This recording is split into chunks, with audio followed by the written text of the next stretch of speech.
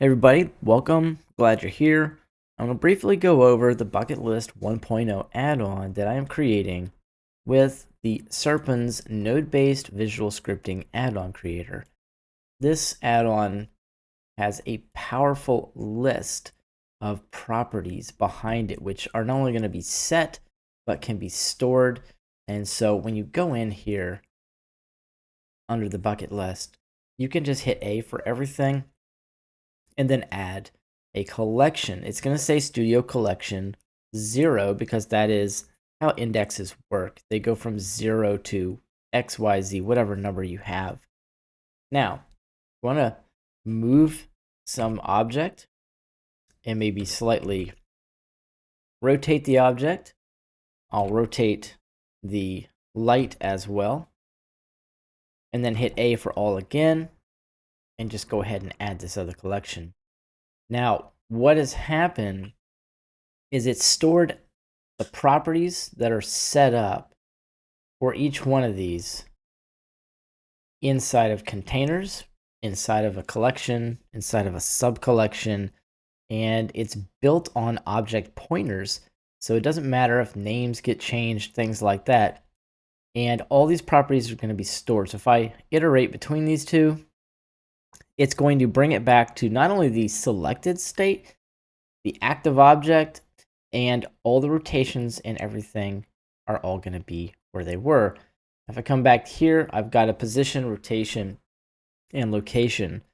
Now, if I wanted to, say, scale this up, maybe rotate the Suzanne and scale up the Suzanne a touch, and now add another collection. There's really no limit. And so it's going to grab the scale, location, rotation of everything. Now here's the cool thing. I'm going to grab a spotlight.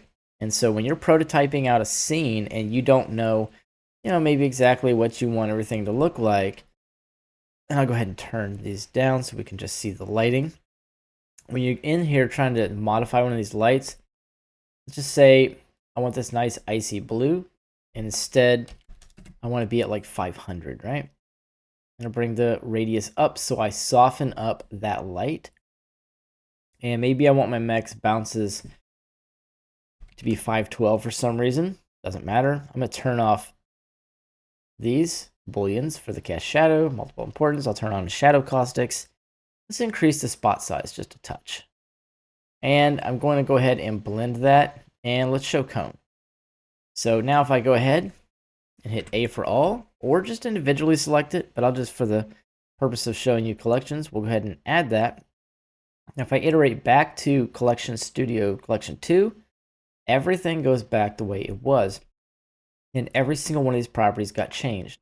So I can go back to 3, and I'll have the color, radius, the bounces, the show cone, the blend, spot size, everything. The booleans are different. And so make sure to pick this up and add this in to your workflow and enjoy using a simplified, very small add-on that does a tremendous amount of work for you.